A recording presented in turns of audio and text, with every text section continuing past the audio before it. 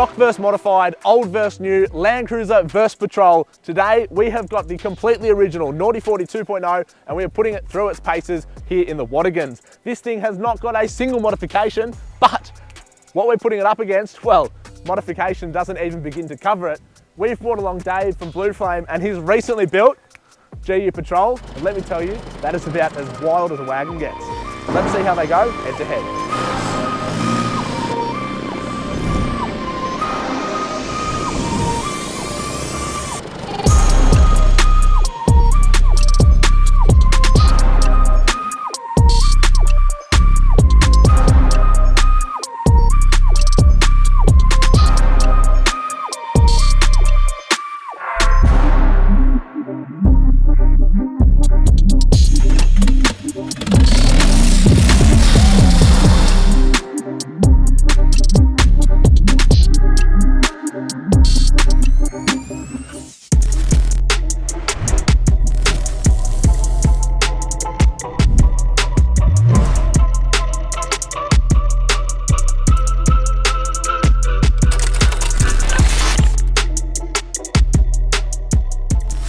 Well, we're just here at the Pines Campground in the Wadigans waiting for Dave to arrive in his brand new GU, and we are going to go put this brand spanking car, to me, through its paces. It's completely original, no mods at all, and I'm absolutely terrified, but it's okay, it's going to be fun. This is what we've packed the car with to make sure we survive today. A wig, because why not? We've also got 4 treads, which are absolutely going to be essential and get us out of trouble because, like I said, no mods, no suspension, terrible tyres, so it's going to be an interesting time. We've got a recovery kit as well. Most importantly, an esky or a 12-volt fridge if you're feeling a little bit fancy. And in here is all the essentials like water, food, and that kind of thing in case you get stuck out on the tracks. It's definitely not just full of Canadian clubs and alcohol, but that's okay. That's, yeah, you probably don't need to see that. First time I've been wheeling in, I don't even know, maybe 12 months. We've got Dave's brand new GU from Blue Flame.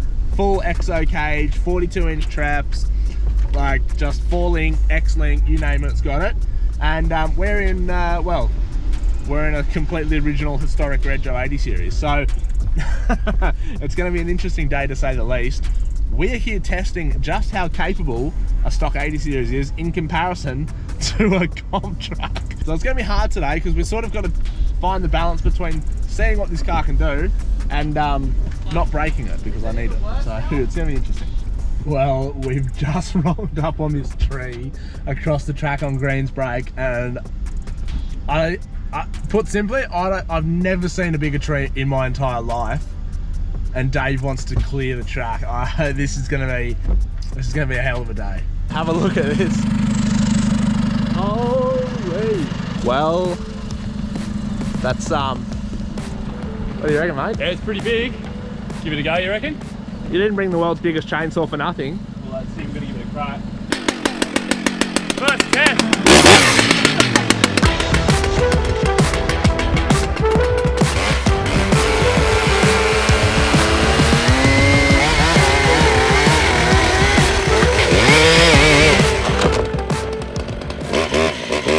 We've just finished cutting this little bottom section.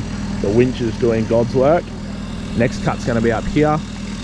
Winch around that big dog, and then, well, yeah, fingers crossed we can winch it down and out of the way and squeeze the car through here, and Green's Break will be back open.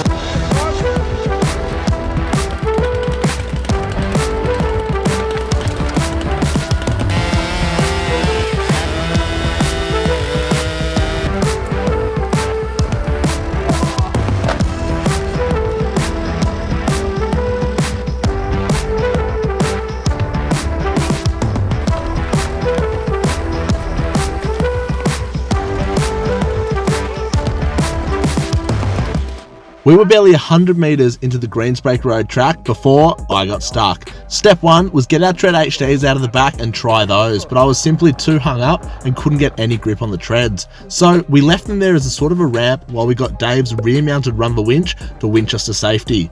Sadly, Corey's GU suffered the same issue that my 80 series did. While the 2-inch lift fitted to his Series 4 GU was just enough clearance to allow his tyres to grab traction on the boards and drive out under his own steam. Now there's no denying, Greensbreak Road is a hardcore track. The main obstacles at the start are 2 massive steps. Now, me being in a stock standard 80 series that I needed to protect the body of, I was not going to drive it, so I took the chicken track. But Dave, in his freshly built GU with the EXO cage and 42s, well, he had no option. We sent him up the big boy line.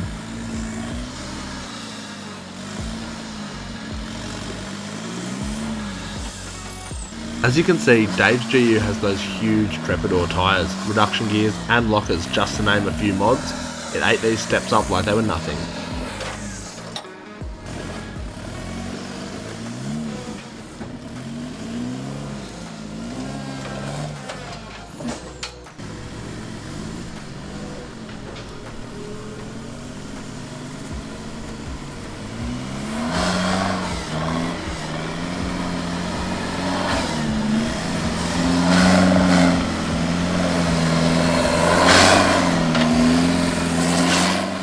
So we got the bypass track for the first 1 or 2 steps because it's literally stock 80, like as it came from the factory. So no lockers, the LSD doesn't work, little baby tires that are flogged. We've got them down to 18 PSI, so fingers crossed it helps, but I'm not saving my breath.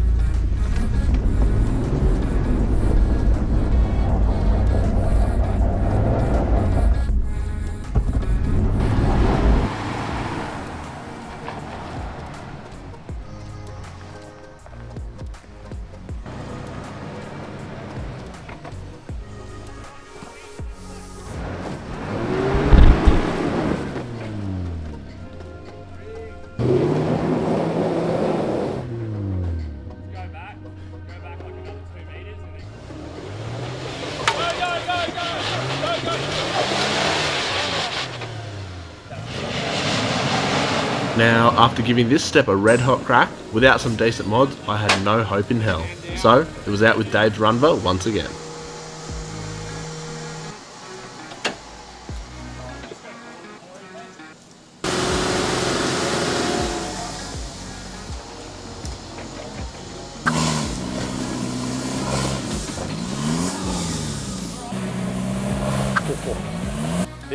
This is gonna fucking get fed.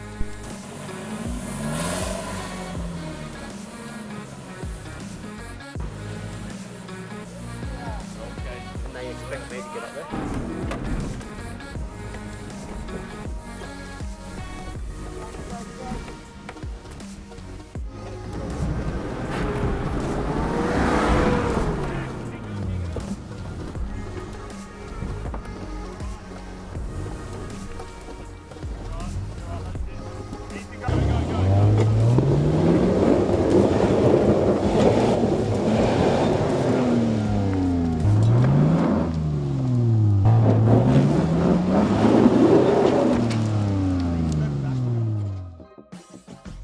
Was it?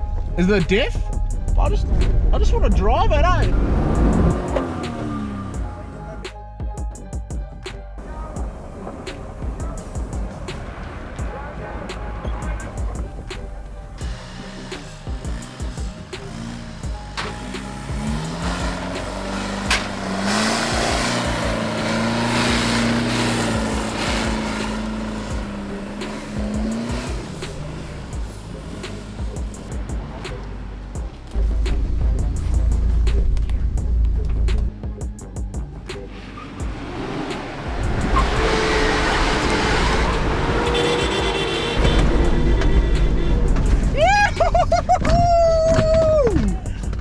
Wheeling, boys! Everything's gone everywhere.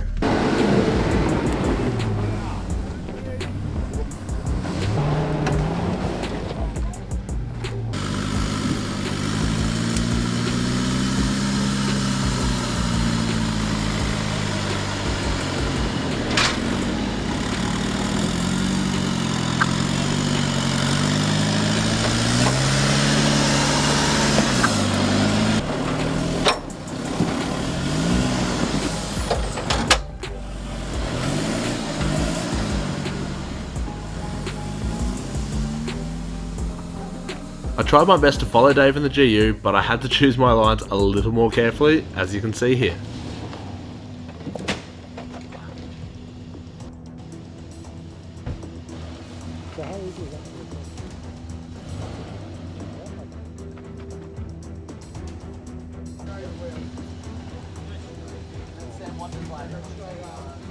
Yeah, I'll give it a pop.